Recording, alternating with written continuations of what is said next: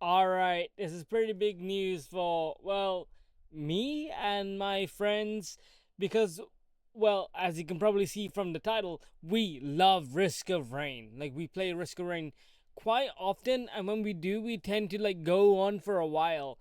And with what's been going on recently with the Risk of Rain dev, and we just want to know what he's going to be doing next. Risk of Rain, if most people don't know, is a game well, now owned by Gearbox, and it's a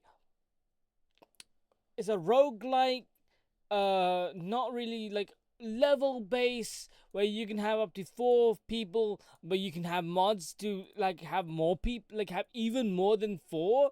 I think you can even have more, like no, more than 4 normally. But either way, it's a game that's incredibly fun. I really love it. I whenever I play, I always have a good time.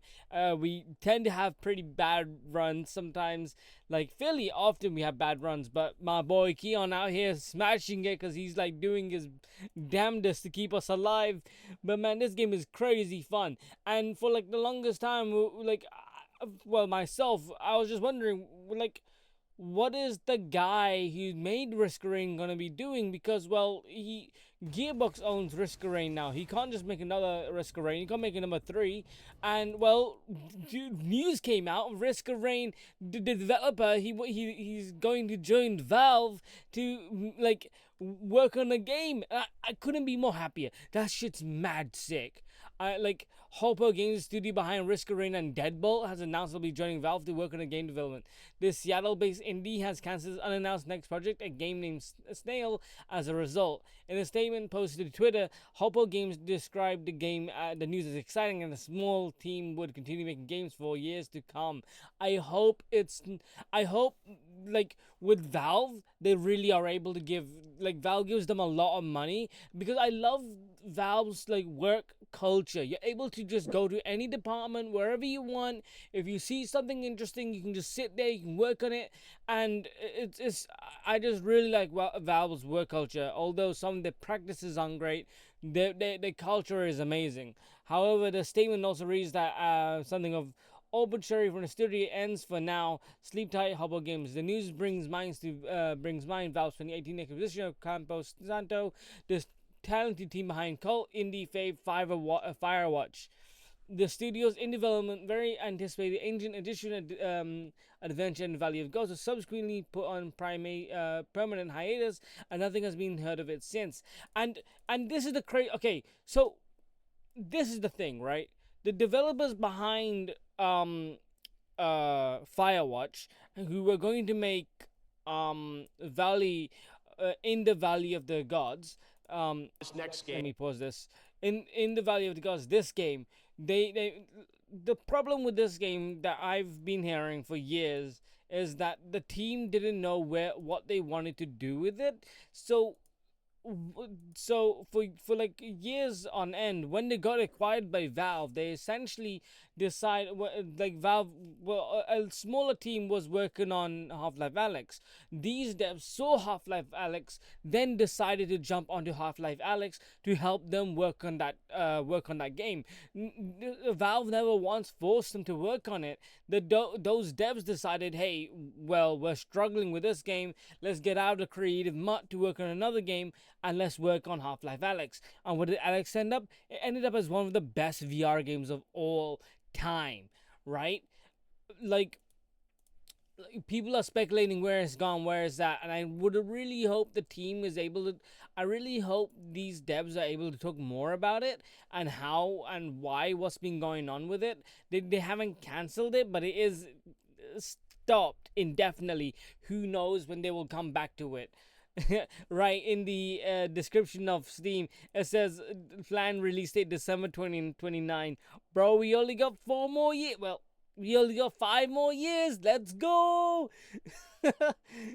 And, well, clearly they're very talented, because this game was incredible for everything I've been hearing. I own this game on GOG. I bought it when it was first released there, and I just haven't bothered playing it. I need to. But man, this news makes me bare happy. Honestly, I'm so glad.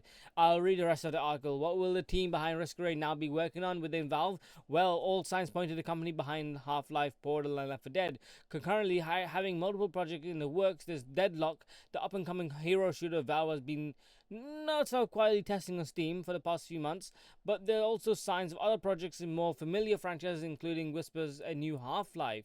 Today we have an exciting update. Duncan and Paul, alongside many other talented members of Hopo Games, will now be working on game development directly at Valve. Hopo Games wrote, "We're incredibly grateful to Valve for the partnership in the last decade, and we are excited to continue working on the awesome titles.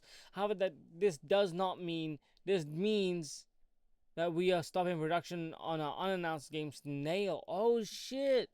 Oh shit! That's mad. This does mean. Oh, I read it as wrong. This does mean. Sorry, I read it as this does not mean, but this does mean. Okay, well, whatever. We don't even know what Snail is, so who cares? It's been an exciting and transformative 12 years. We feel lucky for the opportunities we've been had, and deeply appreciating both of our teams and fans that have supported us and our games. We love making games and will continue to do so for years to come. We're excited to be working side by side with talented people at Valve, but for now, sleep tight, hope out games. Unfortunately, the downside to this is that we're not going to see anything from these guys for years, like 5, 6 years maybe. But I can almost guarantee if they stick with Valve, Valve has done nothing but like being amazing with their teams, being amazing with their like resources. They've just been really good with dev cycles. There hasn't been a game that has come out from Valve that's been like shown to be like bad in any way of like workflow, work culture, work anything, right? I mean, there's a bit of that internally, but that's just general. That's just like how the company runs. You can watch the video from I'll see if I can find a link in the description. But other than that, it's fantastic to work there.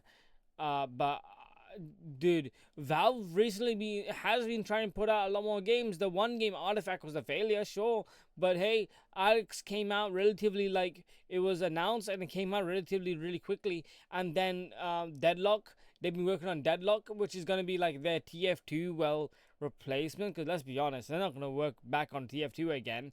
They're not gonna make another TF. They're not gonna make a TF3. That's just, well, I hope they do. I hope they make a Left 4 Dead 3 as well. But Valve is kind of like in a sticky situation where they don't ever want to touch 3.